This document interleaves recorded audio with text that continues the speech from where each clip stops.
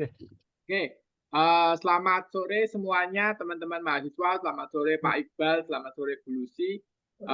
Ya kita akan melanjutkan ya pertemuan minggu lalu. Setelah minggu lalu kita tahu sedikit banyak tentang ASMS gitu ya. Mungkin juga ada beberapa hal yang mungkin akan kita bahas di pertemuan hari ini.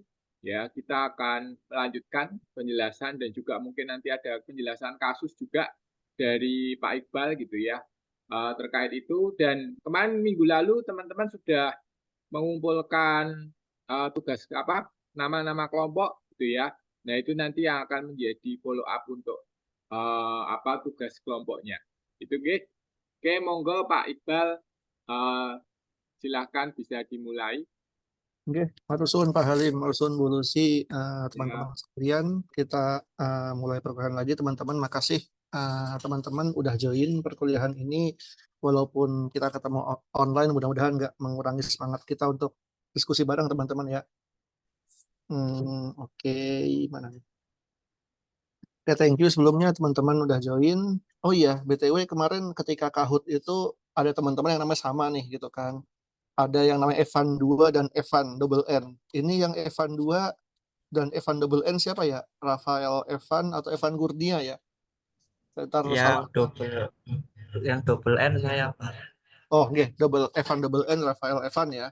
Berarti Evan Iya. 2 Evan Gurnia. Saya catat dulu ya teman-teman.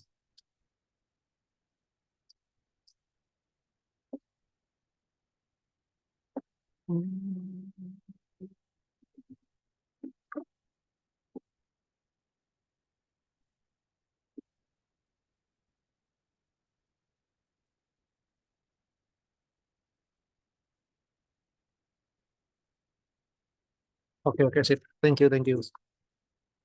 Makasih teman-teman kita join perkuliahan ini. Biasanya ini perkuliahan konteks dan assessment itu 2 minggu, tapi karena kita agak banyak di 3 minggu setelah ini, ada case study serta ada penjelasan tentang risk treatment, jadi kita compactkan jadi seminggu. Jadi Pak Halim, Bu Lucy, mudah-mudahan ini di minggu-minggu lalu udah dibahas ya. Ini mungkin mereview aja, dan bagian-bagian yang penting saya akan highlight, dan terutama bagian yang akan diujikan atau dijadikan case study atau final project gitu teman-teman ya. Teman-teman, kemarin saya dapat dari Pak Halim ada pembagian kelompok seperti ini. Ini udah disepakati ya saya rasa ya. Jadi ada berapa kelompok, 6 kelompok yang masing-masing akan dikasih case study dan akan buat risk register seperti itu. Nah ini kembali ke diskusi yang tadi yang dengan Pak Halim dan Bu Lucy. 3 mahasiswa itu kira-kira dimasukkan secara random atau gimana Pak Halim, Bu Lucy ya? Apa saya masukkan kelompok ini, kelompok 2 kayaknya kurang orang karena cuma 5, atau gimana Pak Halim, Bu Lucy? Apa ada tambahan atau ada pandangan?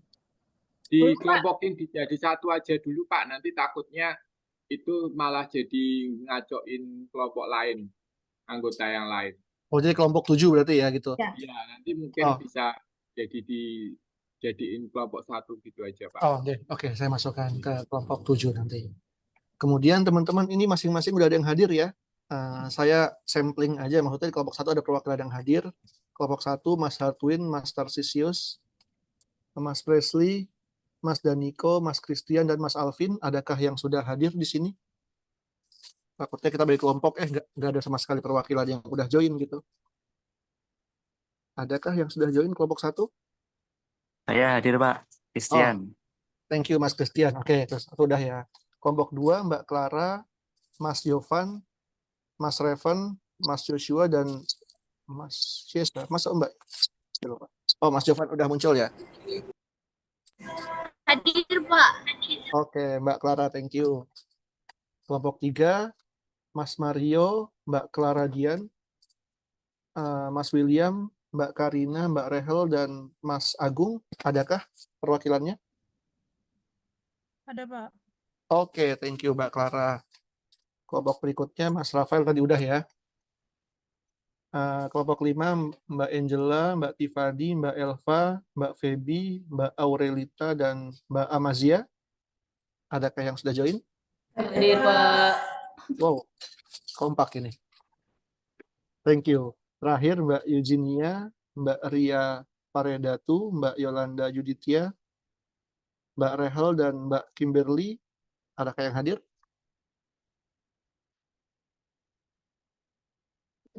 Hadir, Pak. Tapi maaf, di sini hujan, Pak. Oke. Mudah-mudahan suara saya cukup jelas ya. Karena saya lagi di ruangan, kalau suara kencang-kencang nggak enak juga ntar kedengaran yang lain. Oke teman-teman, ini kita move ke bagian berikutnya setelah kelompoknya dibagi. Ini kelompok 7 tadi kata Pak Halim, yang 3 yang belum masuk, nggak apa-apa. Nah, kita buat case study. Ini case study yang cukup lazim kita kita pahami gitu kan. Maksudnya sebagai pegiat IT gitu pasti cukup ngeh dengan beberapa insiden yang terjadi. Ini utamanya adalah insiden keamanan informasi, information security incident yang cukup booming di Indonesia atau dunia mungkin. Ransomware di PDN sekitar 3 atau 4 bulan lalu, mungkin teman-teman sempat dengar ya, insiden bahwa data pemerintahan di PDN, Pusat Data Nasional, itu terenkrip dengan ransomware sehingga banyak layanan IT pemerintahan yang yang nggak beroperasi seperti itu. Nah, ini satu kasus. Terus berikutnya kebocoran data Tokopedia tahun 2020. Ini teman-teman juga bisa melihat, mungkin belum masuk kuliah mungkin ya, nggak apa-apa. Mungkin teman sempat baca atau sempat tahu bahwa banyak data pribadi maupun data transaksi di Topet yang tersebar diperjualbelikan di forum-forum security breach seperti itu. Berikutnya CrowdStrike ini sekitar 3 atau 4 bulan lalu juga. CrowdStrike itu suatu service provider yang menyediakan beberapa layanan, salah satunya adalah Falcon. Itu adalah Endpoint Detection and Response, EDR, untuk yang tergabung dalam service Windows Security dan digunakan di banyak service lainnya seperti itu. Yang mana ketika Falcon itu terjadi error ketika updating atau patching seperti itu, banyak layanan-layanan IT terutama di bandara dan di banking dan lainnya itu yang menggunakan Windows itu yang down seperti itu. Berikutnya data BPJS Kesehatan yang breach pada tahun 2021 juga, itu baik data personal maupun data medical record yang tersebar seperti itu. Serta blackout PLN mati di tahun 2019. Nah, saya agak lupa apakah kalau ada ayam atau burung yang masuk ke generator atau semacamnya gitu ya, ke toolsnya PLN sehingga mati sejabotabek kayaknya seperti itu. Itu sekitar beberapa tahun lalu, mungkin 6 tahun lalu ya. Seperti itu. Jadi tugasnya teman-teman saya akan bagi kelompok membuat risk register, peta resiko untuk insiden ini. Maksudnya adalah resiko apa yang mungkin muncul yang mengakibatkan insiden ini, walaupun mungkin aja resiko-resikonya juga muncul gitu ya, yang mungkin ada gitu. Mungkin kalau misalnya ransomware, aspek organisasi. Nah, ini dibagi berapa kategori. Aspek infrastruktur itu seperti hardware seperti itu ya. Aplikasi sudah bilang tentu software, dan organisasi itu SOP atau kebijakan atau SDM yang kurang bagus. Contoh sederhana misalnya ransomware. Ini kan mungkin teman-teman sempat tahu apa penyebabnya. Mungkin resiko tentang organisasi.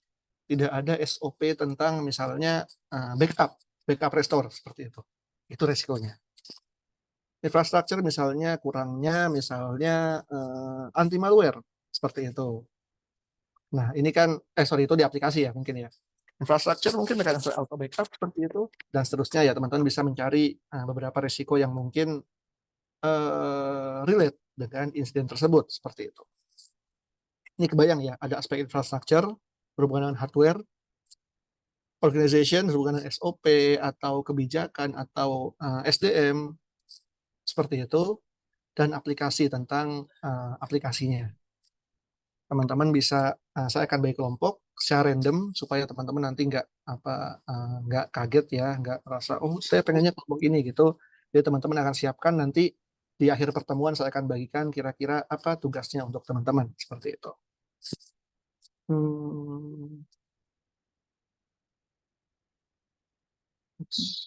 Nah, ini mudah-mudahan udah muncul ya.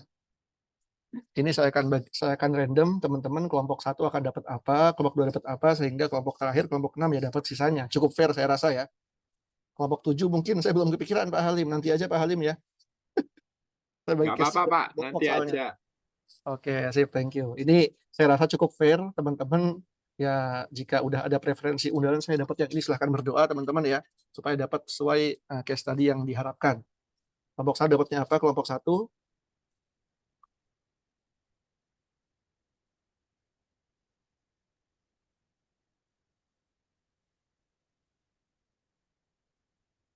Oke, kelompok 1 akan dapat case breakout PLN, aspek infrastruktur.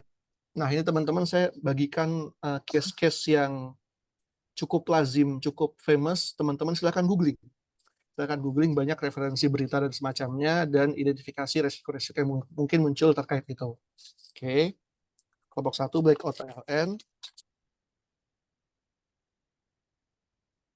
Berikutnya kelompok 2, selamat berdoa teman-teman, supaya dapat case yang diharapkan.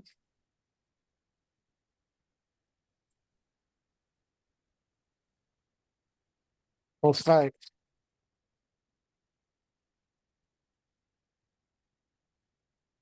Oke, kelompok 3.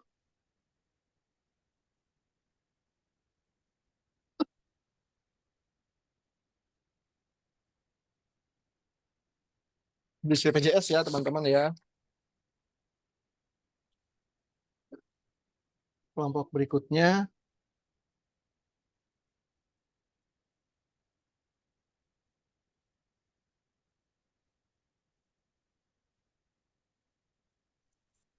tentang Topet.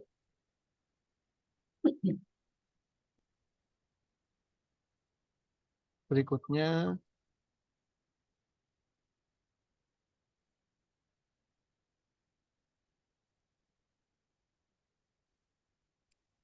PDN Infra.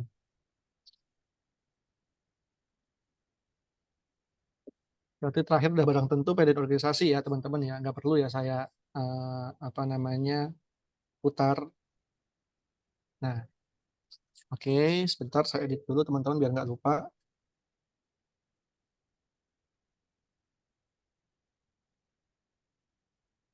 PDN Infra kelompok 5, Organization kelompok 6, Topet Bridge kelompok 4, Falcon itu kelompok 2, BPJS itu kelompok 3, serta PLN kelompok 1. Ini fair enough saya rasa teman-teman ya. Oke. Nah, kalau buat teman-teman, ini sudut pandangnya adalah sudut pandang organisasi provider penyedia PDN. Mungkin Kominfo atau Telkom Sigma gitu ya. Ini sebenarnya Topet ya, resiko yang dikelola oleh Topet gitu. Ini dikelola oleh tim IT BPJS Kesehatan seperti itu. Tapi ini sudut pandang bukan PLN atau CrowdStrike, tapi sudut pandang user, pengguna PLN. Ya, misalnya saya punya kantor, saya punya layanan IT, PLN mati, saya akan servis saya mati dong, gitu kan. Nah, itu sudut pandang itu.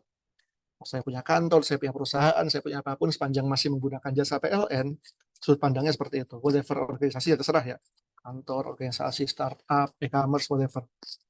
Ini pun demikian, bukan sudut pandang CrowdStrike, tapi sudut pandang user Windows. Jadi saya punya server, punya service yang berjalan di atas platform Windows, yang akan mati ketika CrowdStrike atau Falcon itu ada error, ada bug seperti itu. Sudut pandangnya adalah itu, pemilik layanan service provider yang berjalan di atas platform Windows. Bayang teman-teman ya, ini biar teman-teman semakin memperkaya apa ya sudut pandang teman-teman seperti itu. Oke, ini fair enough saya rasa. Udah kebayang, nanti saya akan berikan apa yang perlu teman-teman apa namanya kerjakan atau diskusikan ya. Masuk poin berikutnya teman-teman, bagian berikutnya kita akan bahas tentang konteks. Jadi teman-teman di slide ini kita akan bahas tentang konteks establishment serta assessment. Ini penetapan konteks, konteks organisasi, serta penilaian resiko atau risk assessment seperti itu. Dalam ISO 31000 risk management, tahapan utamanya 3 ini. Ini tahapan mendukung communication, monitoring, dan recording itu pendukung, jadi saya akan nggak bahas di perkuliahan ini.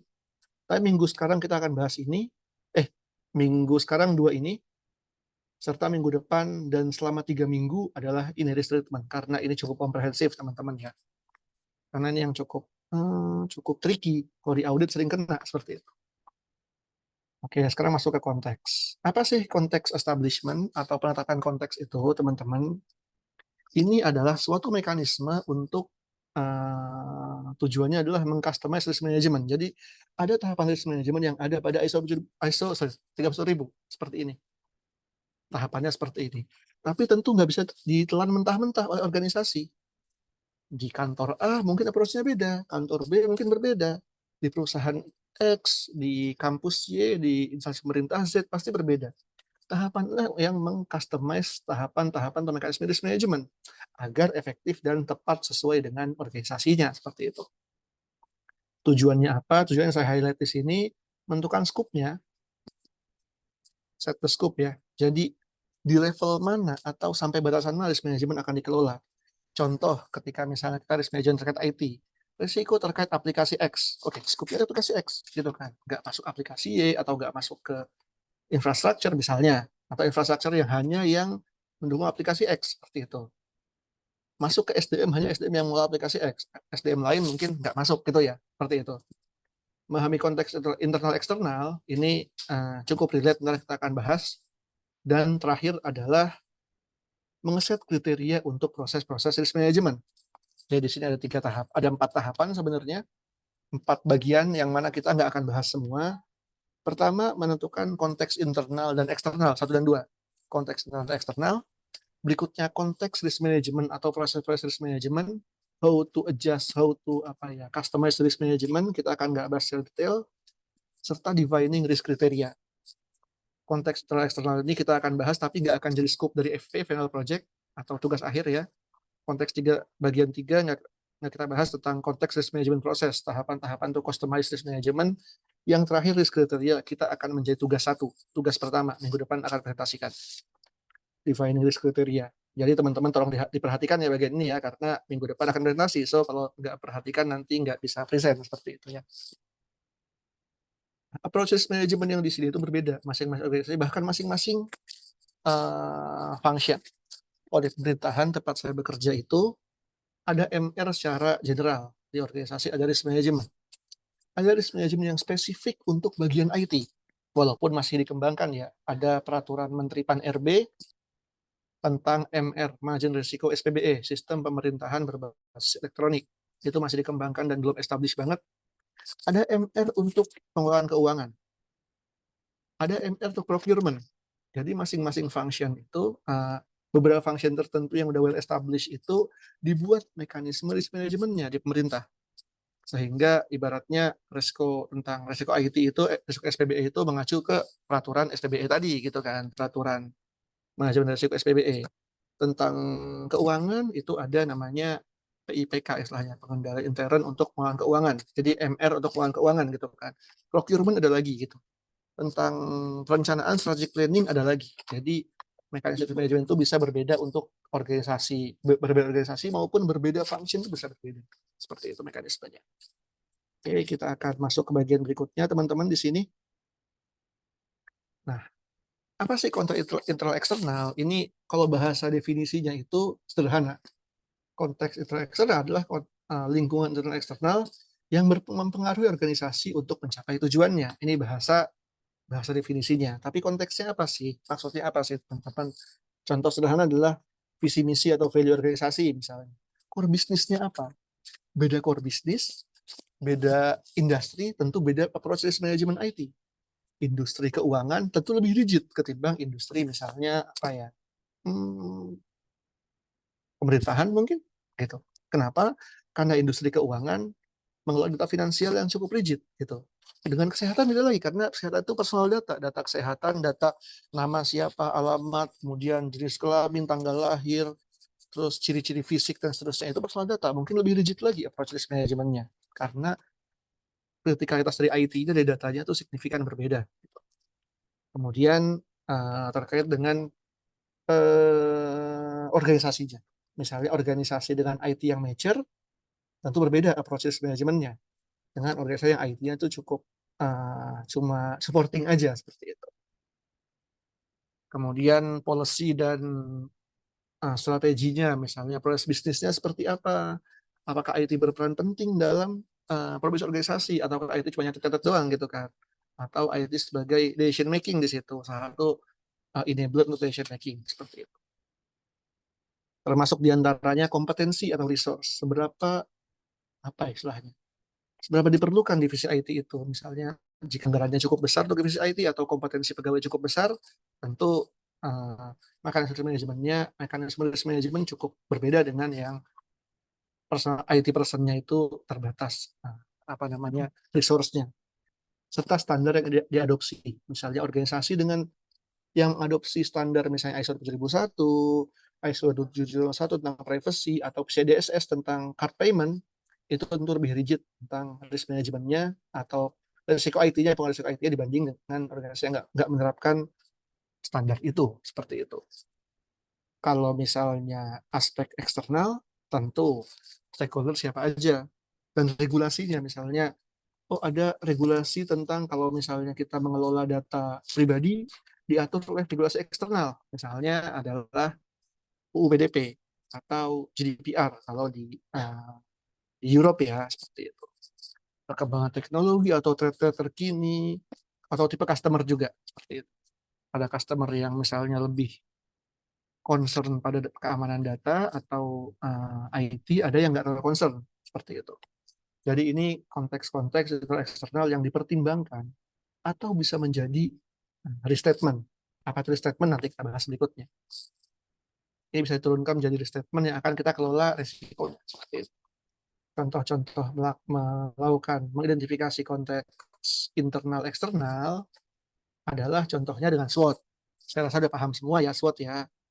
Ini mengidentifikasi apa strength, weakness, opportunity, dan threat dari organisasi atau dari fitur atau dari function, misalnya terserah ya, atau dari IT services seperti itu. Kekuatannya apa, kelemahannya apa, ini faktor internal, serta apa peluang dan hambatan yang akan dihadapi dari faktor eksternal. Yang ini adalah controllable impact, yang ini uncontrollable tentu saja, karena faktor eksternal seperti itu. Ini nggak saya bahas, teman-teman bisa googling dengan mudah. SWOT analysis, sangat banyak referensinya. Berikutnya adalah PESTEL. Ini saya biasanya pelajari pas kuliah S2 itu di mata kuliah manajemen strategi. Jadi faktor-faktor eksternal yang mempengaruhi organisasi atau proses atau suatu function atau suatu services seperti itu ya. Faktor political, faktor ekonomi, faktor sosial, faktor environment, serta faktor legal. Karena kita itu risiko tentang IT risk management, tentu saja yang berpengaruh itu adalah faktor apa? Technological serta legal. Technological misalnya ada perkembangan teknologi apa sekarang, inovasi apa sekarang gitu kan. Ada tren teknologi apa, serta legal. Apa regulasi yang bukan menghalang, yang menggovern kita, yang mengatur kita. Yang paling gampang misalnya UU PDP tadi saya ceritakan. Di pemerintahan UU SPBE misalnya, Perpres SPBE misalnya. Atau PP tentang e-commerce PMSI ya kalau nggak salah, perdagangan menggunakan sistem informasi kalau nggak salah itu namanya. Nah, jadi ada regulasi yang menggovern kita, mengatur kita terkait dengan pengelolaan IT. Jadi kita harus aware dengan regulasi itu. Seperti itu. Ini cukup mudah dipelajari, teman-teman. Ini banyak referensi di luar. PESTEL analysis, teman-teman tinggal googling aja, itu banyak referensinya. Kemudian bagian yang paling penting dari perkuliahan ini, untuk terutama karena ini akan masuk ke final project ya, teman-teman. Jadi teman-teman harus menentukan risk kriteria risiko. Tujuannya apa? Untuk mengetahui risiko mana sih membuat suatu framework tertentu, mekanisme tertentu untuk menentukan risiko seperti apa yang kita accept, risiko mana yang kita tindak lanjuti. Kita accept ya udah gitu-gitu aja. Jadi kayak ada risiko misalnya risiko kehilangan pegawai, kehilangan manpower misalnya. Kan itu kan berpengaruh juga jika pegawai itu memiliki kemampuan teknikal yang proper seperti itu. Misalnya kemungkinan rendah, misalnya dampaknya nggak signifikan, ya udah biarin aja. Nah, biarin aja itu kita nggak usah ngapa-ngapain, gitu kan. Nah, risiko mana yang kita toleransi, risiko mana yang perlu kita tindak lanjuti. Inilah yang akan dilakukan dalam menentukan risk kriteria. Filosofi utama seperti itu. Tahapannya tentu saja ada menentukan kategori risiko, pengkategorian risiko. Yang kedua, kriteria kemungkinan dan dampak. Teman-teman mesti tahu ya bahwa risiko itu adalah kombinasi dari probability dan impact, kemungkinan dan dampak seperti itu. Ini jadi seperti apa sih menentukan kemungkinan, sebenarnya menentukan dampak harus ada suatu kriteria tertentu seperti itu. Menentukan tingkat resiko juga, jika kemungkinan segini, dampak segini, resikonya tingkatannya seperti apa levelnya, tinggi kah, rendah kah, sedang kah, sangat tinggi kah, seperti itu, ada kriterianya. Serta tingkat resiko yang diterima. Jadi kalau risikonya tinggi, kita terima apa enggak, rendah, terima apa enggak, seperti itu. Tahapannya empat tahapan inilah dalam menentukan risk kriteria, teman-teman. Kita lanjutkan saya di sini, teman-teman ya. Jadi di sini, teman-teman, pengkategorian risiko itu adalah pertama kategori risiko. Tentu mengklasifikasikan risiko. Maksudnya adalah memahami bahwa risiko ini masuk kategori mana. Gunanya apa masuk kategori itu? Jadi dengan kategori ini kriteria impact-nya seperti apa? Berbeda dengan kategori lainnya.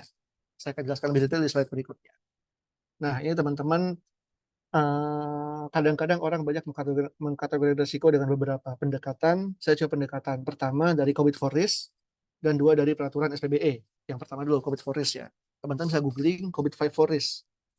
COVID-5 itu kan suatu framework tentang IT governance, ada beberapa publikasinya, COVID for Assurance, COVID Enabling Process, COVID for Risk juga ada. Kita pakai yang untuk risk management ini. Di sini diidentifikasi teman-teman ada 20 kategori risiko, risk scenario kategori namanya. Kategori tentang portofolio, tentang project, tentang investment, misalnya seperti ini. Nah, kalau misalnya tentang keamanan informasi, tentu tentang information ya, kebocoran informasi.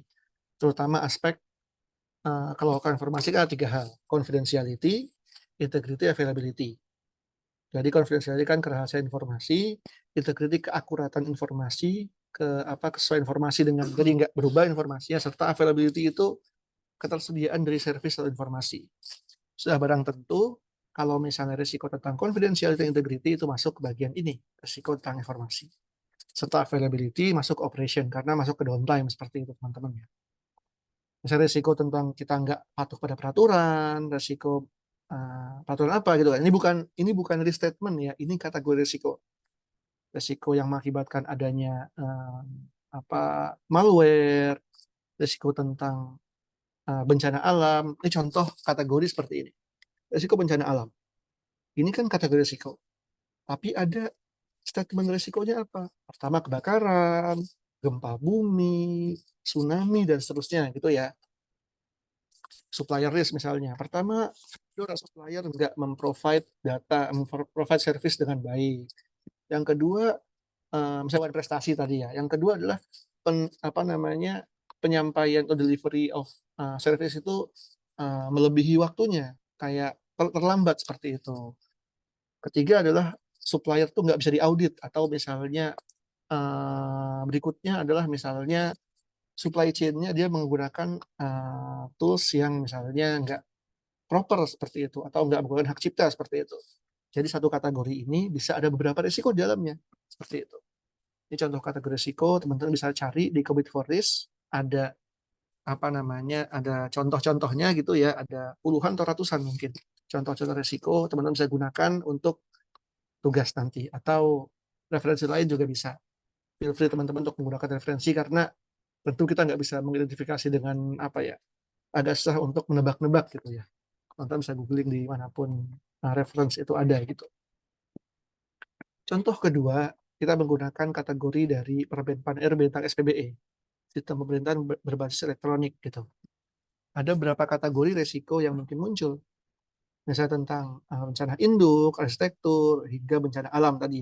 Cukup relate ya teman-teman, bencana alam, nature tadi, misalnya tentang security, ini sepertinya masuk ke information, tentang aplikasi sudah barang tentu masuk ke software ya, tentang infrastruktur masuk ke infrastruktur, tentang procurement terkait dengan vendor, supplier gitu ya. Ini tentang kepatuhan sudah barang tentu akan masuk ke compliance. Proyek pembangunan SDLC ini termasuk masuk ke software project gitu dan seterusnya gitu ya. Ini cukup lazim digunakan ya. Ini pun lazim ya. Jadi cukup banyak irisannya gitu. Di sini teman-teman perlu mengkategorikan, yang pertama mengkategorikan kategori risiko yang mungkin muncul pada terkait dengan skop teman-teman. Seperti itu tentu saja. Ini nggak cuma ini contohnya, bisa cari referensi lain juga banyak seperti itu, tapi ini contoh yang well known lah. Ini well known di internasional, ini well known di pemerintahan di Indonesia, seperti itu. Ini kategori risiko. Berikutnya adalah kemungkinan likelihood dan kemungkinan impact, teman-teman. Jadi di sini kalau misalnya masing-masing risiko, jadi di sini misalnya ada bencana alam, kategori bencana alam. Contohnya apa? Mungkin gempa bumi misalnya. Gempa bumi itu seberapa besar sih resikonya?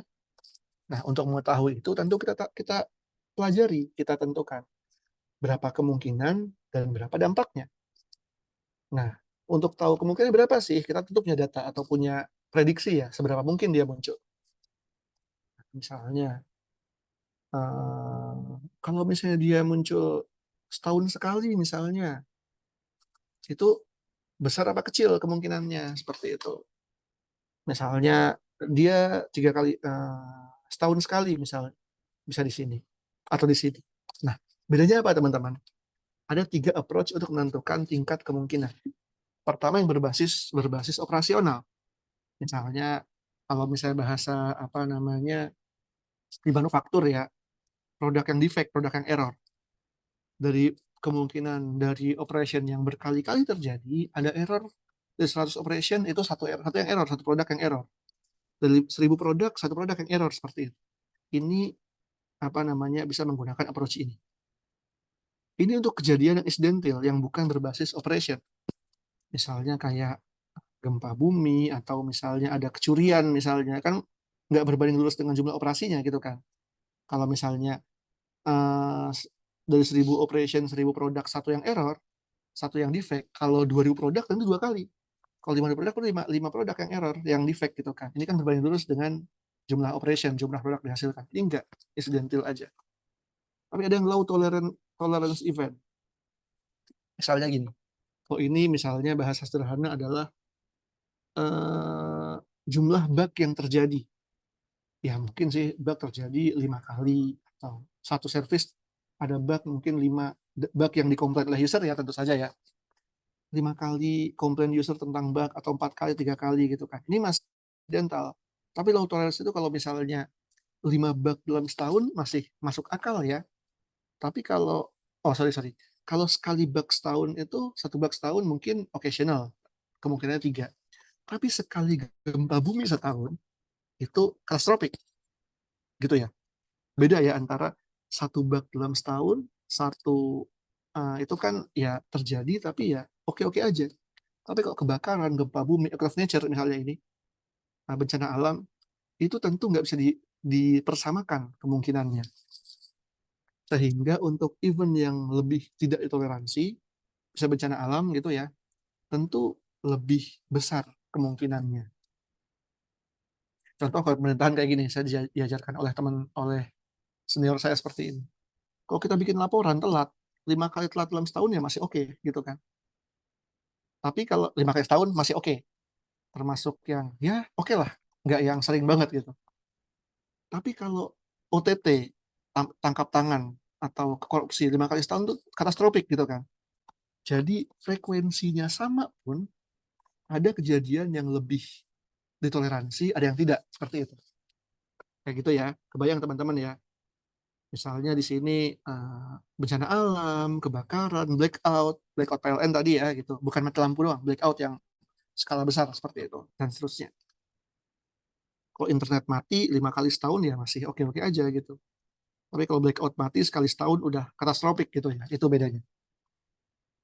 Tapi anyway, ini approach yang biasa digunakan. Nggak mesti seperti ini. Organisasi lain mungkin ada yang 100 tuh termasuk yang sangat jarang. Seperti itu. Atau beda angkanya. Ya beda angkanya pun masih beda, masih mungkin aja gitu kan. Ini contoh-contoh, dan mungkin aja ada organisasi yang bilang, kalau 5 kali setahun itu masih cukup jarang. Kalau 20 kali setahun baru sering gitu. Ini contohnya. Ya bisa aja seperti itu. Ini contoh untuk analogi saja. Seperti teman-teman ya. Jadi masing-masing kita harus identifikasi di sini untuk kategori yang jarang, yang sangat jarang misalnya ya, jarang, medium misalnya, sering dan sangat sering itu berapa tingkat kemungkinannya. Gunanya apa? Ketika nanti ada ada data yang menunjukkan bahwa oh kalau misalnya internet mati itu 3 kali setahun, kita dengan mudah oh 3 kali setahun masuk sini nih, termasuk sering, misalnya seperti itu.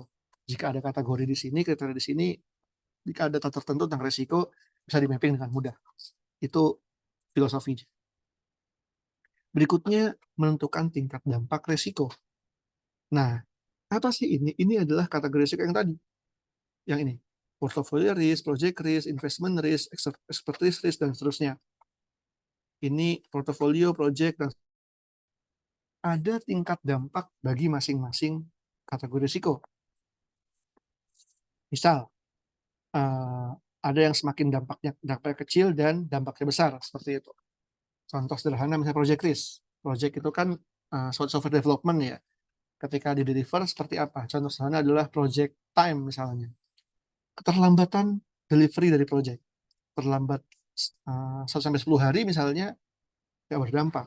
Tapi terlambat misalnya 5 bulan atau 3 bulan, itu dampaknya besar seperti itu. Ya ada gradasinya. Terlambat 1-10 hari, terlambat menyelesaikan project 10-30 hari, 1 bulan sampai 2 bulan, 2-4 bulan, over 4 bulan, misalnya seperti itu. Jadi ini gradasi untuk menentukan tingkat dampak dari kejadian risiko. Contoh di operation risk, jadi gampangnya blackout atau service down misalnya, kegagalan penyampaian service, delivery dari service. Karena service sudah beroperasi, service gagal beroperasi misalnya 5 menit, 2 menit mati servisnya, 5-10 menit misalnya, 10 sampai 1 jam misalnya, sejam sampai 3 jam, 3 jam lebih, itu kategori kriteria untuk impact dari risiko operasional. Sehingga kalau ada suatu kejadian yang mengakibatkan, oh kalau misalnya ada risiko yang mengakibatkan aplikasi gagal berfungsi 3 jam, gimana? Oh di sini dong, gitu kan? Kira-kira seperti itu kira-kira. Ini contohnya. Information mungkin breach data breach. Jika data yang itu mengakibatkan misalnya kalau di pemerintahan ya, penurunan reputasi untuk level unit kerja, itu resiko rendah misalnya. Untuk level mungkin kementerian misalnya, itu resiko sedang misalnya.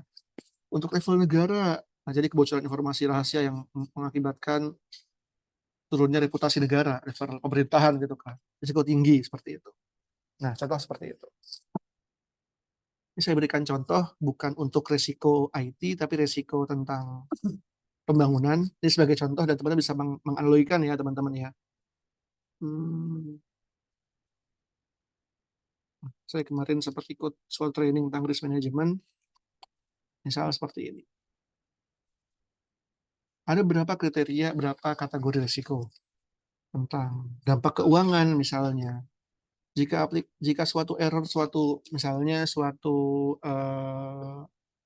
di bank misalnya, suatu error mengakibatkan kerugian finansial karena nasabah nggak transaksi sekian misalnya.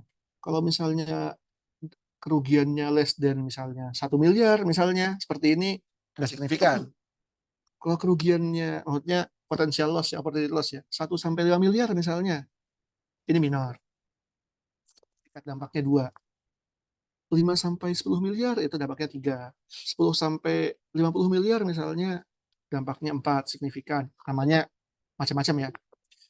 More than 50 miliar misalnya dampaknya sangat tinggi. Gitu kata logikanya.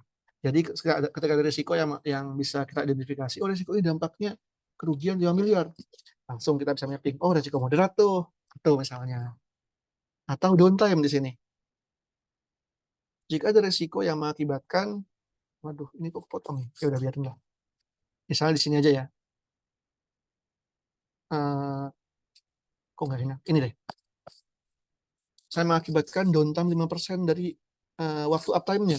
Berarti kalau 5% berarti kan sekitar 5% dari 30 hari. Misalnya 5 kali 3, 15 hari. 15 hari aplikasinya mati, servisnya mati gitu kan nggak signifikan misalnya. Ini fatal juga 5% itu fatal sih. 5-15% berarti sampai 1 bulan lah misalnya. Itu resikonya tingkat minor. Sampai more than 50%, setengah tahun mati servisnya sangat signifikan. Seperti itu. Jadi ini adalah kategori dari masing-masing kriteria masing-masing kategori risiko seperti itu. Dampak hukum, reputasi, penurunan kinerja atau performance, reputasi misalnya, dan seterusnya. Jadi teman-teman di sini perlu mempertimbangkan masing-masing kategori risiko itu, apa kriteria dampaknya, yang dampak tidak signifikannya hingga dampak signifikan. Bisa dipetakan kayak tadi, itu teman-teman ya. Level portofolio misalnya, project misalnya, keterlambatan delivery project, IT investment, portofolio, akuisisi aplikasi itu mendukung sekian persen probis misalnya gitu kan. Nggak mendukung probis atau sangat dukung probis misalnya seperti itu. IT expertise, sekian persen pegawai nggak memahami, nggak memiliki expertise di bidangnya misalnya. Operation, downtime, contoh sederhananya, information, kebocoran informasi, dan seterusnya. Jadi teman-teman bisa mengkategorikan, mencari kategori risiko, contohnya di sini, COVID for risk, atau dengan MRSTBE, atau kategori lain. Untuk masing-masing kategori tersebut, bisa dikategorikan, dibuat kriteria yang dampaknya rendah hingga dampak tinggi, seperti itu ya. Ini sesuai dengan kategori risikonya, gitu teman-teman. Kebayang ya di sini ya. Berikutnya adalah menentukan tingkat risiko dan tingkat dampak, dan tingkat acceptance risiko, sorry. Intinya apa di sini? Dari masing-masing risiko, asumsikan gini, saya menemukan suatu risiko di mana kemungkinannya 4, cukup sering lah misalnya, dengan dampak 2, dampaknya rendah. Kemungkinannya cukup sering, 4, dampaknya 2, rendah, misalnya seperti itu. Nah, risiko ini risiko tinggi atau rendah sih? Atau sedang sih? Kalau cocok logi ya rendah aja lah, ya sedang aja. Tapi kan nggak seperti itu. Perlu suatu matriks tertentu untuk menentukan, oh risiko ini rendah atau sedang. Dengan cara apa? Risk kriteria ini. Misalnya, tadi kemungkinannya 4, dampaknya 2. Berarti ini contoh perkalian ya. 8. Oh, ini kuning nih. Kalau kuning itu berarti risikonya, asumsikan sedang namanya ini. Seperti itu. Jadi ini apa sih? Suatu matriks untuk menentukan tingkat risikonya. Jadi kalau misalnya risiko yang kemungkinan di sini, kemungkinan 1 dampaknya 3, oh ini hijau, hijau tua, berarti ini risiko sangat rendah misalnya. Yang di sini, oh hijau muda misalnya, risikonya rendah misalnya.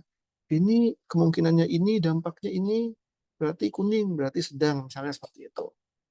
Kemungkinannya ini sangat mungkin 5, dampaknya medium, berarti orange, ini mungkin tinggi. Kemungkinannya 4, dampaknya 5, berarti kan merah, merah itu katastrofik, sangat tinggi, seperti itu tingkat resikonya. Jadi di sini ada formulasi tertentu, contohnya perkalian ini. Ini kan 1 kali 1, 1, 2 kali 3, 2, 3, 6 gitu kan. Mungkin juga penjumlahan, bisa jadi. Mungkin juga judgement, seperti itu. Yang jelas untuk menentukan jika kemungkinan segini, dampak segini, tingkat resikonya berapa. Kemungkinan di sini, dampak di sini, oh ini di sini berarti kuning. Kuning berarti risikonya sedang, misalnya undesirable, seperti itu. Contohnya seperti itu. Nah, acceptance level itu apa teman-teman? Ini adalah suatu threshold tertentu yang menentukan risiko mana yang kita accept, risiko mana yang enggak. Contoh di sini, threshold di sini ya. Nanti kalau lihat patternnya adalah jika hijau tua dan hijau muda di bawah garis. Jika kuning, oranye, dan merah di atas garis. Di sini ya berarti ya. Jadi jika risikonya kategorinya mungkin rendah dan sangat rendah, misal seperti itu ya, acceptable dan desirable, jadi nggak usah dia apain, ya udah no action aja, monitor aja, pantau aja gitu. Tapi kalau di atas itu kita harus melakukan suatu tindakan perbaikan, tindakan mitigasi seperti itu. Jadi di sini intinya kita buat suatu matriks tertentu di mana kita menentukan risiko tingkat segini, dampak segini itu di level mana, kemungkinannya tingkat risikonya, serta untuk tingkat risiko ini, di manakah yang kita mesti melakukan tindakan mitigasi, tindakan perbaikan, mana yang enggak. Intinya seperti itu teman-teman. Ini contohnya, nggak mesti seperti ini, nggak apa. Mungkin banyak contoh lain. Mungkin di sini merah semua misalnya, ada juga. Sini merah semua. Karena ada organisasi yang menentukan jika risiko katastrofik, risiko yang dampaknya sangat besar, itu pasti merah. Mati lampu, misalnya gempa bumi, misalnya katastrofik dampak. Walaupun kemungkinannya satu, sangat jarang. Gempa bumi seberapa sering sih? Misalnya 5 tahun sekali gempa bumi misalnya. Dampaknya kan 5, tapi kemungkinan satu di sini. Itu sangat besar. Bukan berarti kita biarin aja. Atau blackout misalnya. Dampaknya besar untuk service provider, IT provider seperti itu. Kemungkinan blackout kayak PLN kemarin 10 tahun sekali barangkali. Kemungkinan satu. Tapi sangat besar.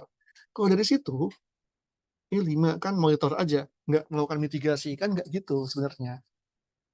Ada approach tertentu di mana resiko dengan dampak besar itu, walaupun kemungkinan sangat kecil, perlu dimitigasi. Itulah yang menelurkan ilmu business continuity.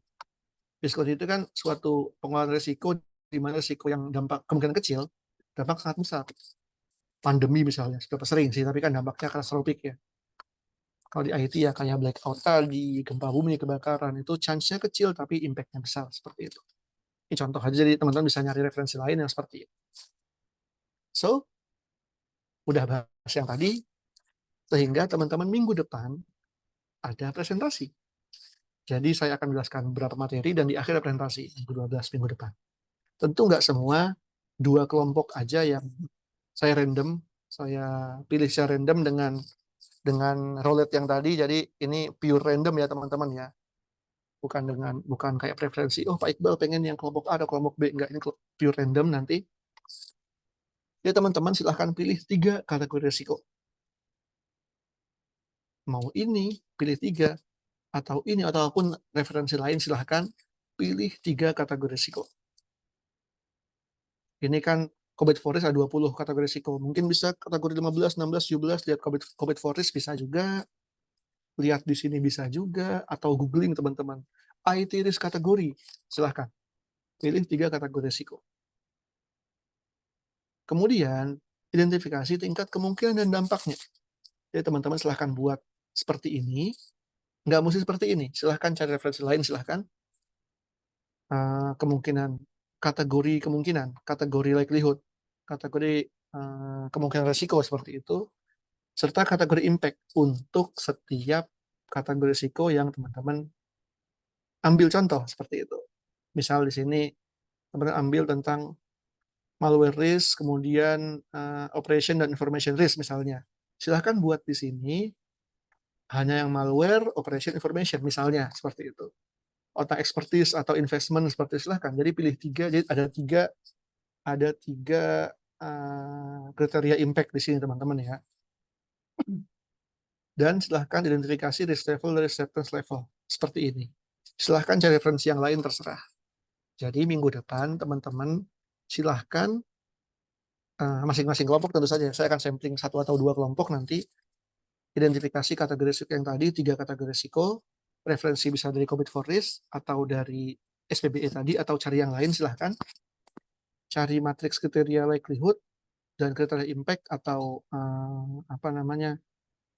severity, mungkin bahasa lainnya ya, severity atau impact terserah, kemungkinan dampak ya, dan risk level matriks seperti ini ya, mungkin seperti ini, mungkin juga berbeda. Saya suggest berbeda ya, kalau ini kan tinggal kopas nanti, jangan seperti itu. Jadi ada contoh lain yang seperti ini, risk heat map misalnya dan seterusnya. Silakan cari matriks seperti ini dan tingkat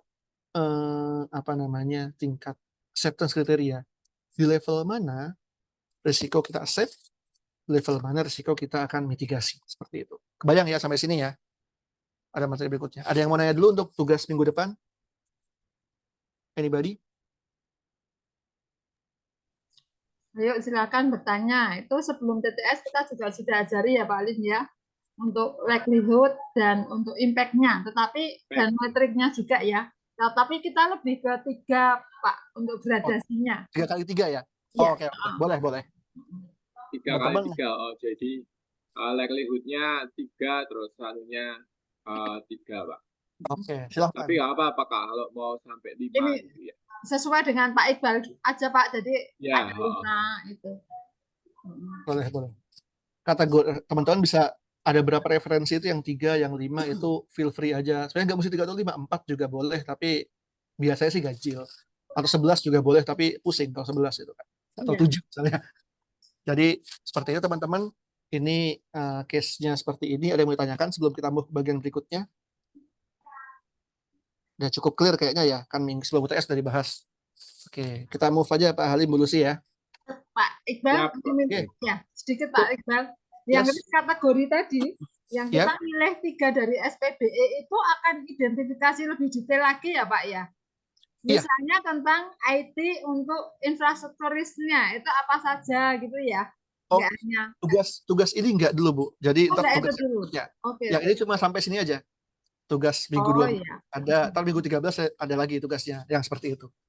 Oh baik ya Pak. Biar bertahap gitu. Supaya mereka juga paham nggak sampai ke IT infrastruktur, jadi global IT infrastruktur nggak sampai ke detailnya dulu gitu ya Pak ya. Nggak usah.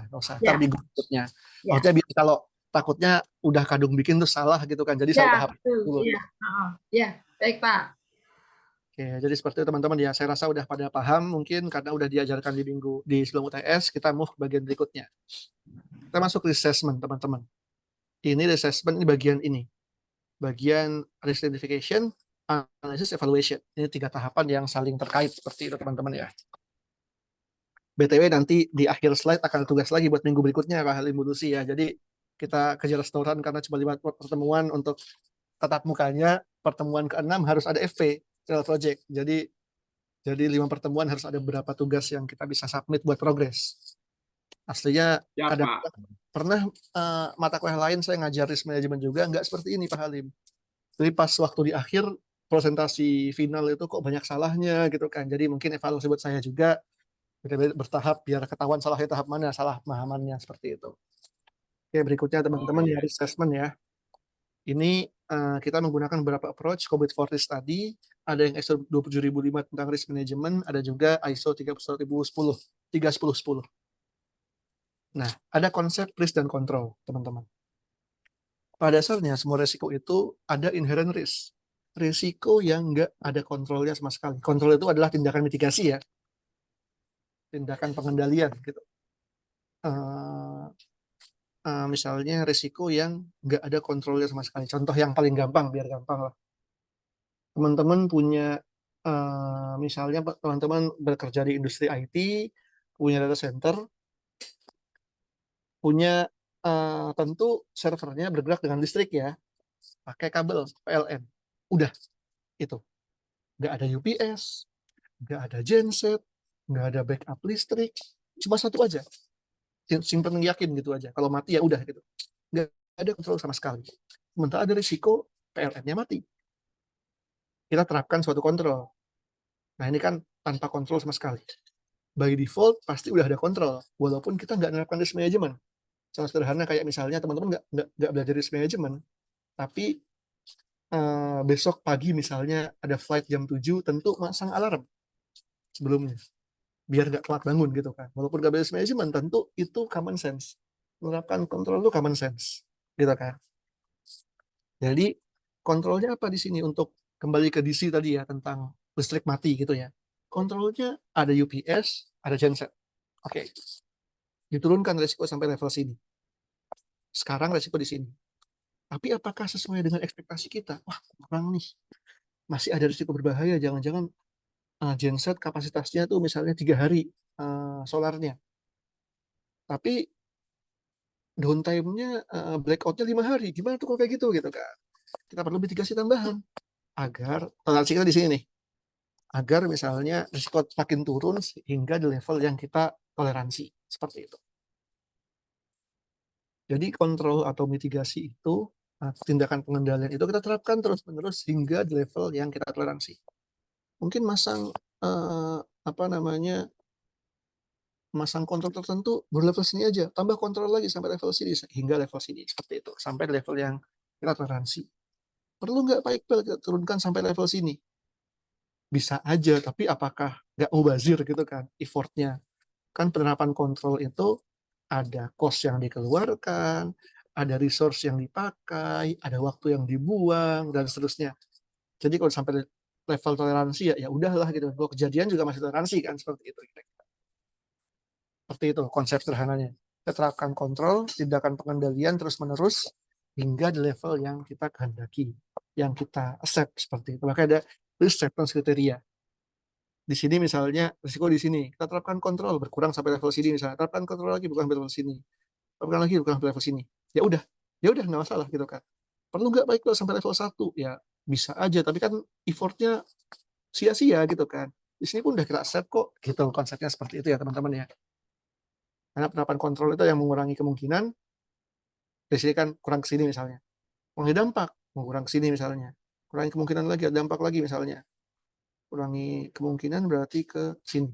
Oke, udah kita accept. Ya udah, stop. Gitu, kita monitor aja. Oke, gitu konsep sederhananya ya. Oke, berikutnya di assessment. Di assessment itu ada 3 tahapan. Identification, analysis, evaluation yang tadi. Identification, analysis, evaluation seperti itu.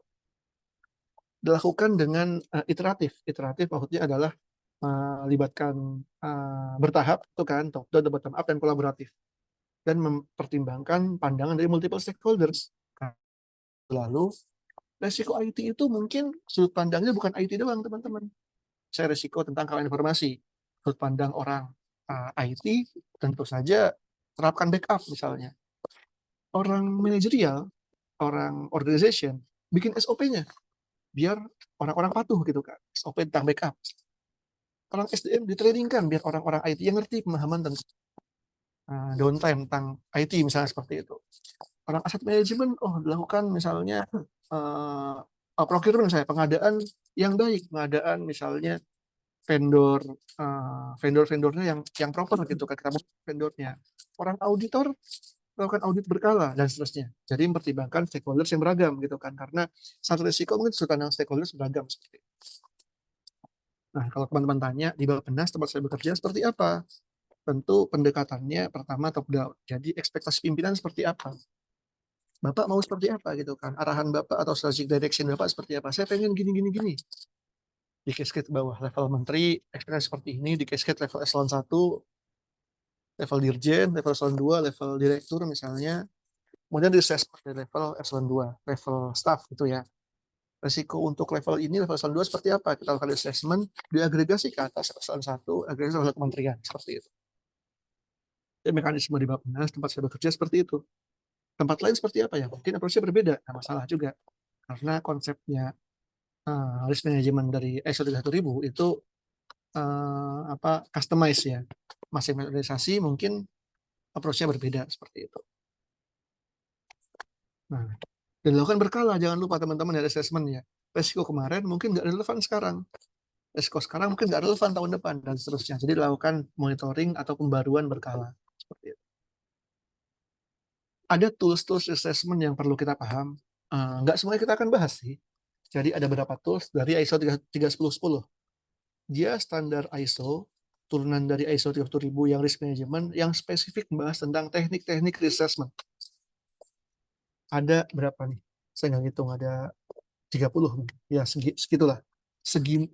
Sekian buah teknik yang biasa digunakan untuk risk assessment. Risk assessment tadi kan ada certification, analysis, evaluation. Nah, ada mekanisme atau teknik yang sangat applicable atau yang nggak applicable atau yang applicable gitu di sini seperti itu. Misalnya brainstorming sangat applicable identification tapi nggak applicable untuk evaluation misalnya. Nah, kalau misalnya teman-teman nanya, kok Pak Iqbal di tempat bekerja seperti apa? Kita menggunakan brainstorming dan DLP.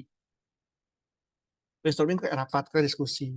Kayaknya risikonya ini, enggak, seperti ini, diskusi lah, brainstorming, rapat. Tapi DLP ini adalah kita mengundang pakar, sejumlah pakar untuk mereka diskusi. Kayak mengundang orang buat talk show gitu. Ada pakar dari misalnya BSSN, misalnya orang ahli cyber security, pakar dari Kominfo dari mana, ada expert dari asli profesi misalnya, dan seterusnya. Mereka diskusi. Kita berikan guidelines, ini tentang ini, misalkan diskusi, bla bla, merumuskan suatu hasil, itulah yang akan kita pakai. Itu mereka DLP. Ada yang lain nih banyak, teman-teman monggo cari di ISO 31010 teknik-teknik assessment.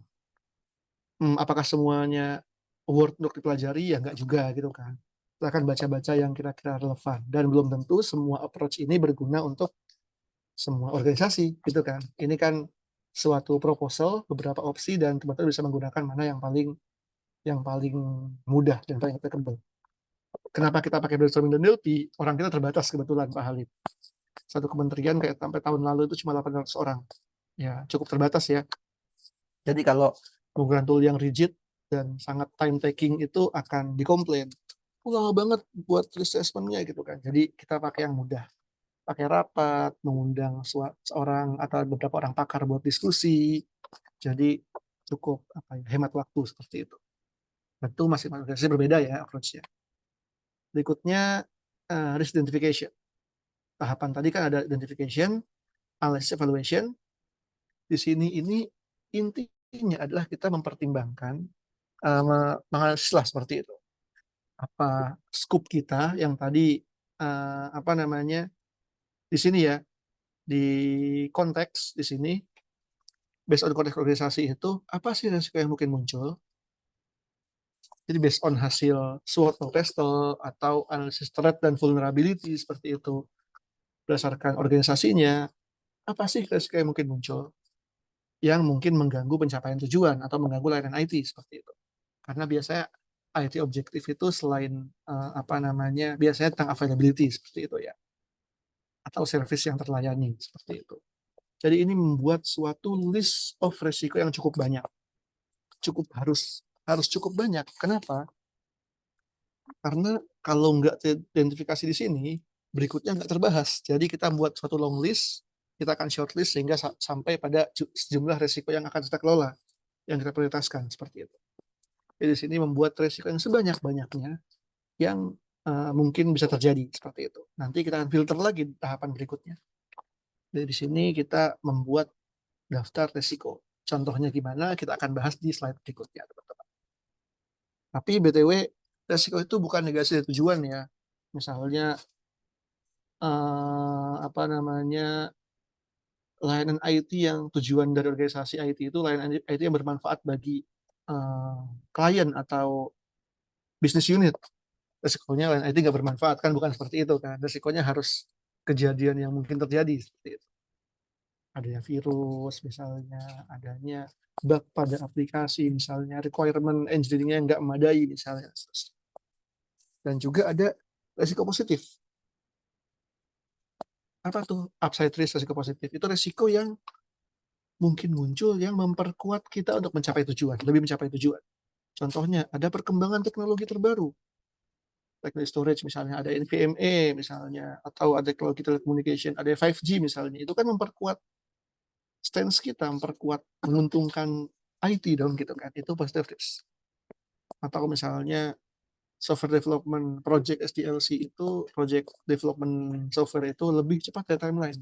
Ekspektasinya 6 bulan, 4 bulan kelar gitu kan. Kan lumayan, kan lebih cepat dong, lebih bagus dong. Oke. Berikutnya kita masuk ke vulnerability impact. Kita bahas minggu lalu. Ini akan masuk kemana teman-teman? Ada vulnerability, threat. Maaf, tipe-tipe. Vulnerability dan threat. Threat itu adalah penyebab terjadi insiden.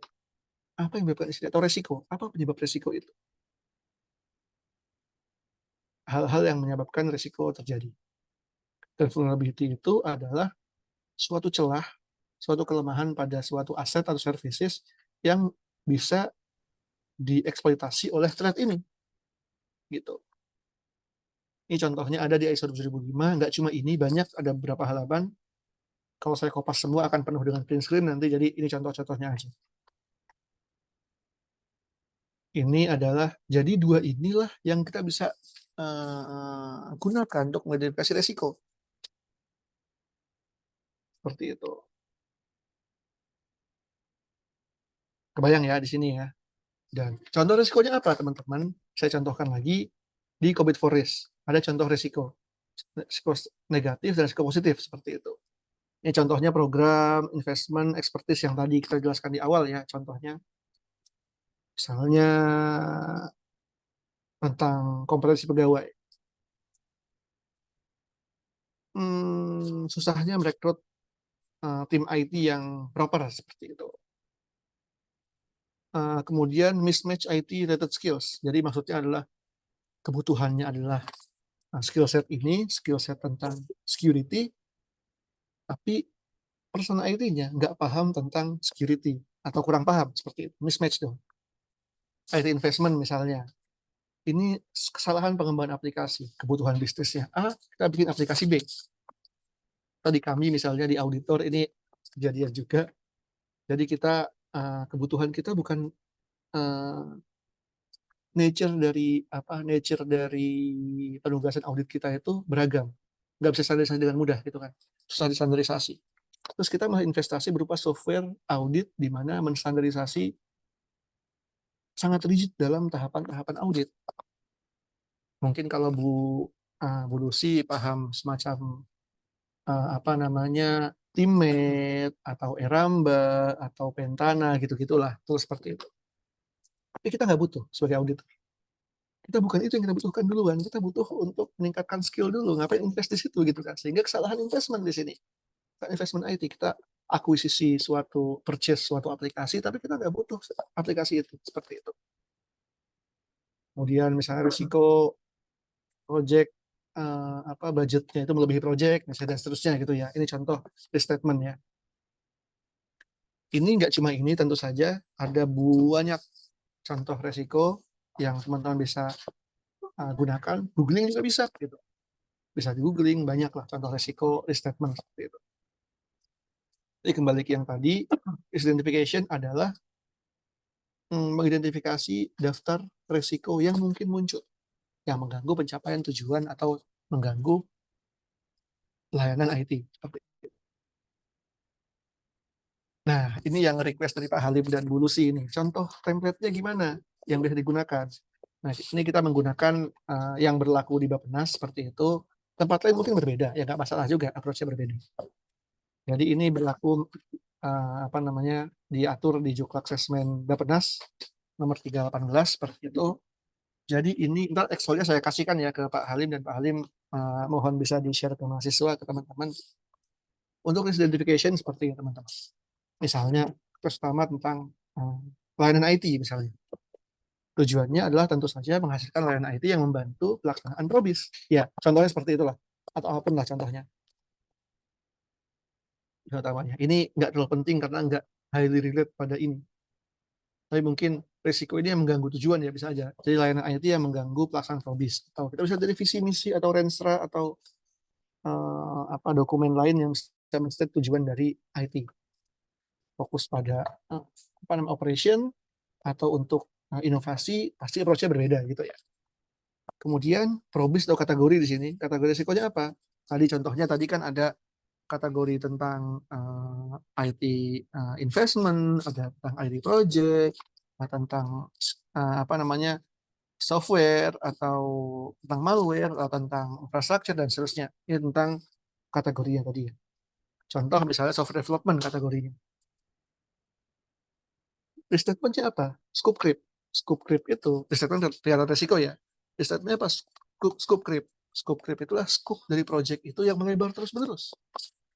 Mungkin kalau teman-teman bayangkan teman bekerja di suatu software house gitu kan. Ada klien, ada project dan suatu klien.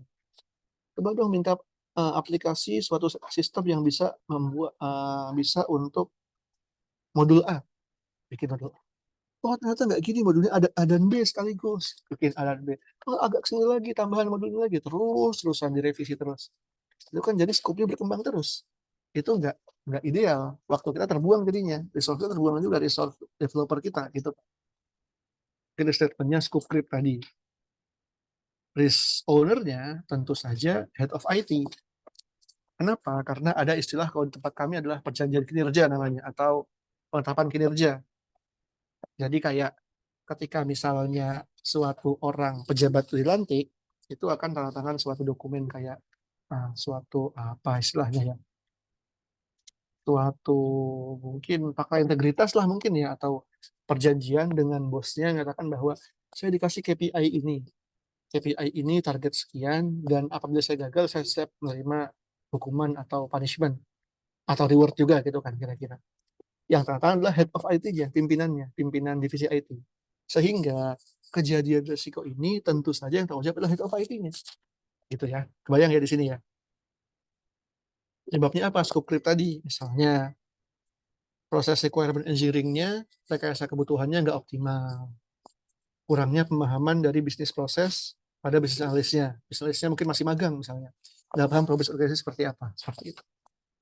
Dampaknya tentu terhambatnya layanan IT yang diberikan, gitu kan. Angka scope creep sehingga molor development-nya. Sehingga delivery dari suatu project-nya itu akan molor. Seperti itu. Bayang di sini ya.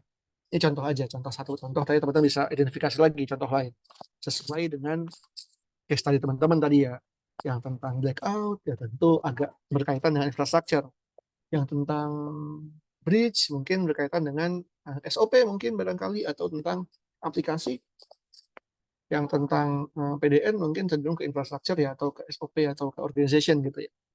Monggo di kira-kira sendiri teman-teman ya. Oke, identification udah. Nanti saya akan berikan Excel-nya ke teman-teman. Atau teman googling juga. Ini bisa sih di googling, akan muncul juga di Google. Berikutnya risk analysis. Di sini kita menentukan tingkat kemungkinan dan dampak dari risiko. Masing-masing risk statement ditentukan berapa sih kemungkinannya, berapa sih dampaknya, seperti itu. Serta kita mempertimbangkan kontrol existing-nya. Kita bukan melihat inherent risk. Apa residual risk-nya?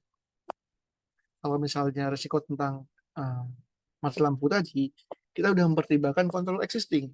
Ada genset, ada UPS saat ini, berarti risikonya segini. Sehingga tingkat dampaknya, kalau nggak ada genset dan UPS, mungkin dampaknya 5. Kalau ada genset dan UPS, dampaknya mungkin 3. Karena udah diturunkan area kontrol itu. Kebayang ya? Jadi di sini tingkat kemungkinan bisa diatur, bisa diketahui dengan apa? Mungkin ada riset atau ada penelitian. Contoh misalnya, seberapa mungkin kebakaran di Indonesia, di daerah Jakarta misal seperti itu. Mungkin dinas pemadam kebakaran punya datanya. Kemungkinan di kecamatan ini sekian persen, mungkin seperti itu. Mungkin gempa bumi misalnya di daerah sini, mungkin BMKG punya. Di Jogja misalnya gempa bumi chance-nya itu sekian persen, misal seperti itu. Dan seterusnya. Bisa juga benchmark ke industri lain. Misalnya industri yang sama, ada benchmark-nya, ada data yang bisa kita gunakan seperti itu. Kadang-kadang juga menggunakan kuantitatif dengan judgement pribadi. Wah, ini agak apes juga nih. Nah, datanya pakai judgement. Jika yang menjudgement expert nggak masalah. Yang judgement tuh person dengan pemahaman yang kurang ya agak berabe gitu ya. Tapi apakah reliable? Ada tahapan berikutnya di sini. Jadi pertama, untuk menentukan kemungkinan dampak itu biasanya bisa menggunakan hasil riset atau misalnya penelitian. Bencana alam kan ada BMKG atau dinas pemadam gitu, kebakaran ya, atau benchmark tempat lain, atau judgement kualitatif. Jadi ntar dulu kita akan bahas berikutnya. Oke. Ini aja deh. Untuk menentukan dampaknya dengan cara apa? Ada mekanisme, ini bukan cara tapi suatu mekanisme tertentu untuk menentukan dampak dari suatu kejadian risiko. Ada istilah RTO RPO. Ini mungkin kalau teman-teman bahas business continuity atau ITIL disinggung ya.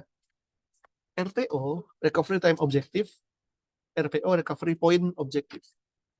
RTO, time adalah suatu durasi waktu di mana kita ikhlas, kita legowo menerima bahwa aplikasi akan mati.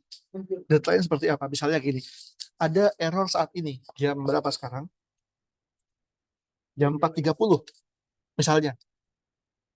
RTO kita 3 jam. Di dalam 3 jam, maksimal 3 jam, service harus nyala lagi. Apapun yang terjadi. Itu RTO, recovery time objective. Ke depan, berapa jam kemudian, aplikasi harus jalan lagi. Tapi RPO, recovery point objective, adalah berapa lama kita ikhlas, kita legowo, kehilangan data. Misal, mati lampu jam 4.30 misalnya. RPO kita, recovery point objective kita adalah 10 menit.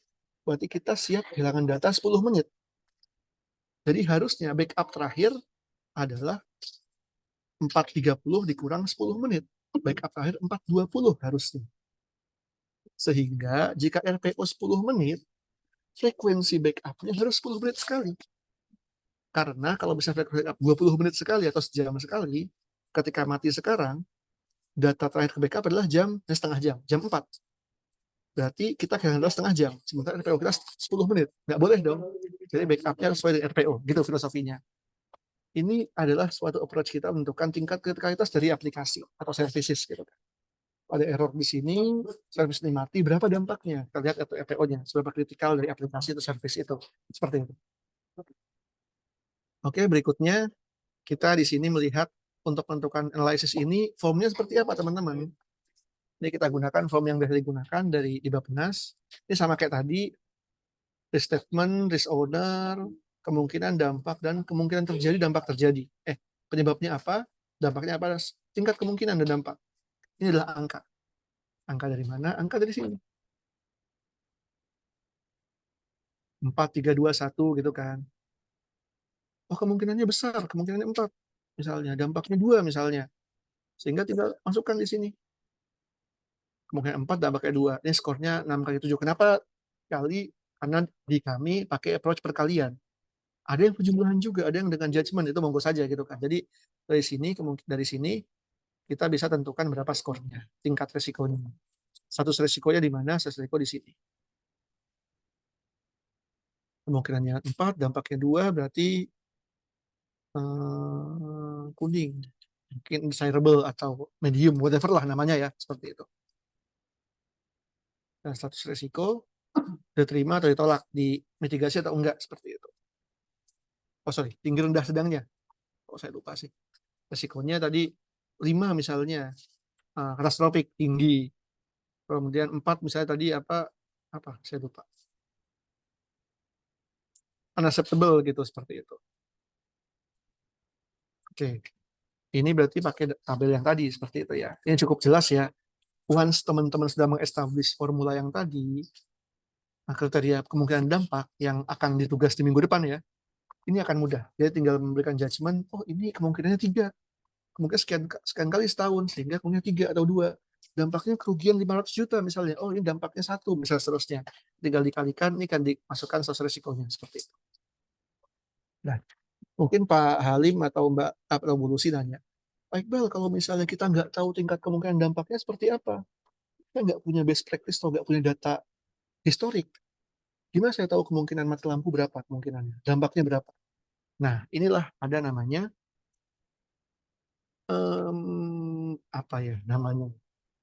suatu mekanisme untuk menentukan tingkat kemungkinan dampak yang nggak ada data historikalnya. Dengan apa? Dengan voting.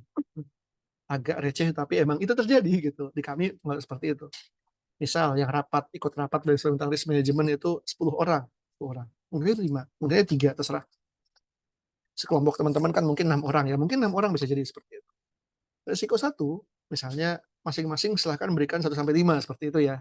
Angka 1-5. Maksudnya kemungkinannya 3, 2, 5, 4, bla bla gitu kan. Tinggal dimasukkan saja dan di average. Ini pun tingkat dampaknya, berapa dampaknya di average gitu kan. Tapi butuh judgement dan masing-masing orang harus punya sense yang bagus gitu ya. Seperti itu. Sehingga rata-rata kemungkinan ini misalnya 1, 2, 3, 1, 2, 2, 3 misalnya. Rata-rata 2 misalnya. Dampaknya 5, 4, 3. Dampaknya 4 misalnya rata-ratanya. Sehingga dimasukkan ke sini. Kemungkinan 2 tadi dampaknya 4. Total skornya 2 kali 4, 8. 8 itu adalah, nyontek lagi, sorry. 8 itu 2 kali 4 berarti kuning, berarti undesirable. Seperti itu. Bayang ya di sini ya, teman-teman. Oke, Berarti itu nanti ketika mengerjakan tugas juga bisa digunakan ya Pak ya? Bisa. Misalkan, karena kan mungkin mereka nggak bisa tahu apa dari kasus itu breaching-nya berapa, data breaching atau kasus downtime-nya berapa kali gitu ya. Mungkin Iya. bisa dari sini aja gitu ya. Betul. Tapi jika punya Tapi judgement harus dilampirkan mungkin ya Pak ya. Jadi ya, dari masing-masing grupnya itu dikasih nama pesertanya itu jadi nama anggota kelompoknya. oke, ini mungkin bisa dengan judgement misalnya melihat dari berita, oh kok sering ya gitu kan mati lampu. Kalau di Jakarta mungkin cukup jarang, mungkin ya di Pulau Jawa cukup jarang. Kalau misalnya data centernya di daerah mana, nggak ada juga sih yang di misalnya daerah Indonesia Timur ya mungkin. Atau misalnya gempa bumi, banjir misalnya, karena banjir kan mematikan, berpotensi mengakibatkan water leakage, kebocoran air misalnya seperti itu. Oh Jakarta sering banjir Pak gitu kan. Jadi mungkin tinggi itu misalnya seperti itu gitu kan. Tapi kalau misalnya nggak punya nggak dapat referensi yang memadai gitu kan, bisa dengan voting seperti inilah gitu. Kalau pecahan gimana? Ya judgement teman-teman aja lah. Mungkin 4,25 ya belakang ke 4 lah. Atau 3,7 ya ke 4 berarti kan. Ya itu judgement teman-teman lah jika rata-ratanya nggak bulat. Bisa dibulatkan aja. Seperti itu. Baik, Bal. Yes, Kalau monggo. yang level dampak itu sendiri bisa diukur dari uang nggak ya, Pak? Maksudnya, oh ini kerugiannya nanti segitu besarnya gitu. Dari Bisa. ya. Saya kasih contoh yang tadi. Misalnya di sini. Oh, sorry. Kemarin. Kerugian finansial ada kayak. Nah, ini kerugian keuangan misalnya. Ini bukan Oh, nominal, tapi persentase dari jumlah anggaran. oh, Misalnya anggaran Bappenas 2 miliar misalnya. Ruginya itu kebocoran anggaran misalnya 0,1%, berarti berapa? Anggaran maksudnya 2 triliun misalnya. 2 miliar itu nggak signifikan, misal seperti itu. Jika bocornya 4 miliar misalnya, 40 miliar, itu sangat signifikan gitu. Seperti itu kira-kira lah. ya dari aset itu ya, Pak, misalnya. Keuangan, dari dampak reputasi, misalnya dampak hukum, ada gugatan hukum misalnya, terutama ini resiko terkait dengan data personal data. Biasanya tuh ada denda per datanya. Jadi kalau di GDPR itu dendanya adalah, seingat saya, 2 atau 4% dari total gross revenue dari organisasi. Lumayan juga kalau Bappenas misalnya bocor anggaran, bocor data personal gitu kan. Terus denda berapa? 2% itu. 40 miliar, terasa juga. Misalnya seperti itu ya. Ini contohnya bisa, ini bergantung dari masing-masing ini ya, kategori risiko yang tadi, yang di sini. Dampaknya apa yang akan diukur oleh teman-teman seperti itu. Oke, sampai sini. Terakhir adalah evaluasi risiko. Evaluasi ini untuk menentukan risiko mana yang perlu ditreatment, risiko mana yang enggak, gitu kan. Make decision which risk yang ditreatment dan tingkat prioritasnya, gitu kan. Caranya dengan cara mengcomparing level risiko dengan risk yang tadi. Yang mana? Yang ini. Risikonya misalnya kemungkinan 4, dampaknya 3 misalnya, kemungkinan 4, dampak 3. Oh, berarti ini di atas garis, berarti dia perlu treatment. Simple itu.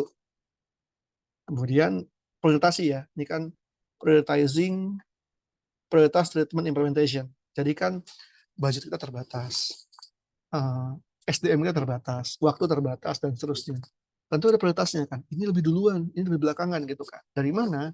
Biasanya dari tingkat resikonya ini, ada risiko 5x5 di sini gitu kan, ada yang di sini ya ini duluan dong, berbahaya soalnya kalau kejadian.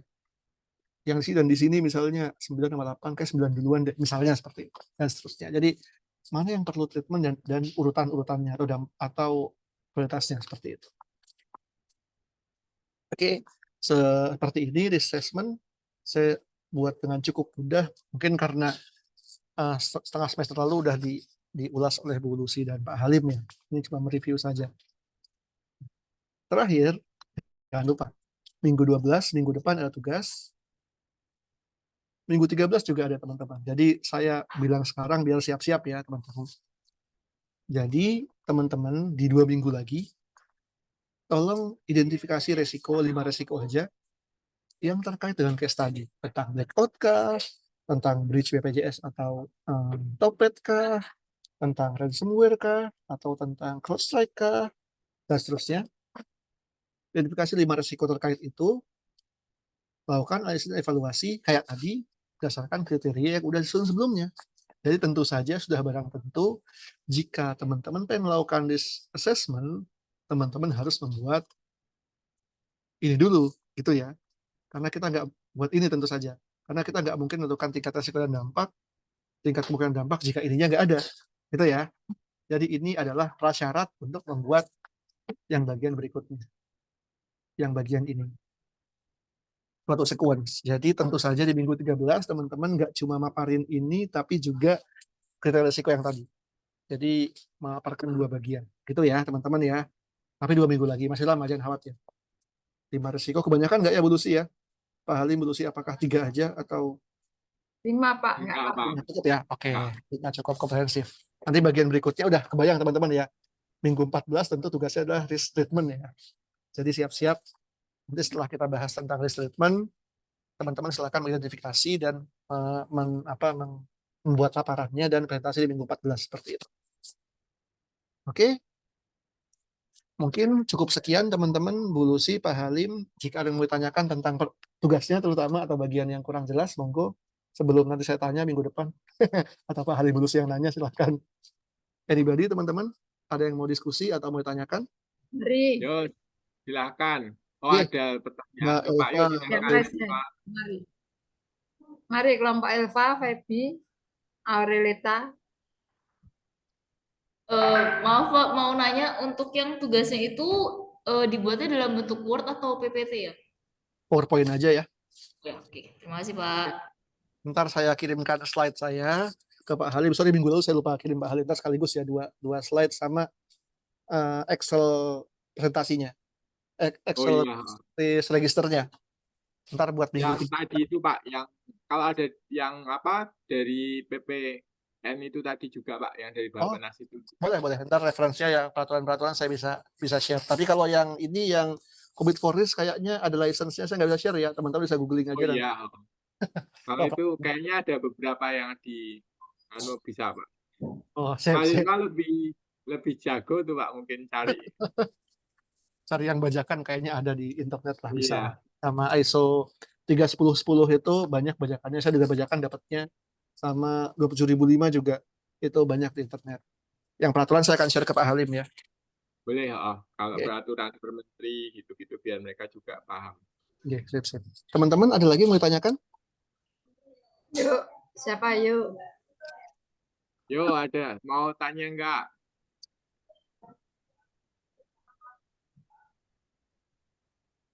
Pak Iqbal tadi yang ada primary, secondary itu seperti COVID itu ya, itu ada juga ya, apa yang namanya itu lupa saya. Oh iya itu di COVID Bu sebentar. Ini keterkaitan antara resiko dengan dengan objektif COVID. Iya. Jadi kan si COVID itu ada 3 objektif yang resiko, kemudian resource dan terus. Ini. Iya. Benefit, kemudian program delivery dan operation gitu kan. Dia kaitannya dampaknya ke arah mana gitu. Misalnya kalau yang di atas yang program, kemudian portofolio itu tentu masuknya ke program delivery dan investment ya. Tapi semakin ke bawah makin receh resikonya gitu masuk operation seperti itu. Seperti itu sih. Tapi di sini nggak pakai kok, jadi nggak terlalu kita bahas untuk perkuliahan ini. Ini ya bagian dari COVID itu ya. Iya Bu. Ini kalau yang pakai COVID 2019 sudah ada nggak Pak? Atau diperbarui atau tetap kita refer ke COVID-5 Pak? COVID-19 tahu saya nggak ada publikasi yang risk management Pak. Masih pakai ini nggak masalah. Nggak beda jauh. Masih masuk include di COVID-5 ya? Mungkin karena nggak ada update lain ya? Kayaknya update-nya itu nggak signifikan. Update proses COVID, tapi mekanisme risk manajemennya nggak signifikan berubah. Jadi si ISAKA kayaknya malas ngupdate kali ya. Iya.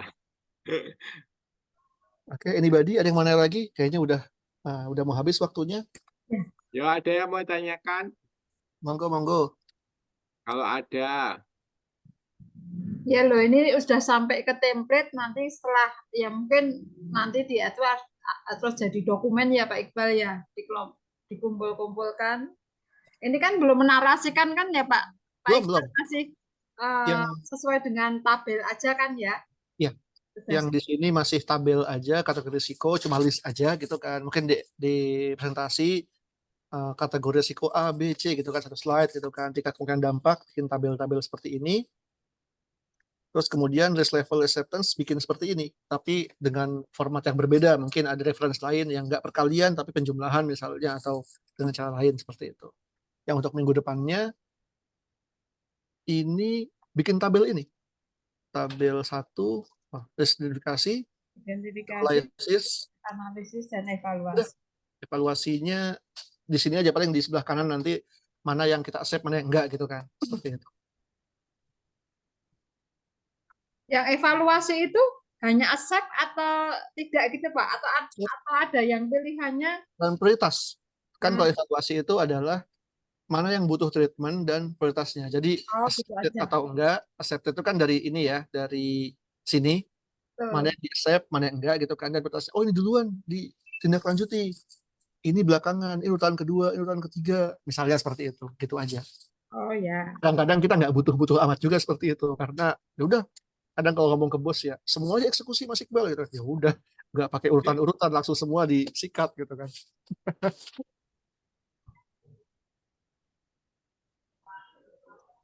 Gimana teman-teman udah paham ya? Oke, cukup ya teman-teman. Pak. Ya. Oke, Oke, Mungkin kalau nggak ada, teman-teman. mungkin Bu Lucy bisa menutup. Ya, intinya terima kasih Pak Iqbal untuk materi hari ini. Ini lebih diperdalam lagi oleh Pak Iqbal dengan kasus yang real ya. Kemarin kan kita banyak lebih ke hanya ke internal UKDW aja. Nah ini sekarang kasusnya keluar sehingga kalian nanti bisa lebih eksplor untuk mengidentifikasikan risiko. Tahapannya tadi sesuai dengan Pak Iqbal aja dulu. Jadi tetap tabel, tidak usah dikata-katai dulu gitu ya Pak. Nanti tinggal bercerita.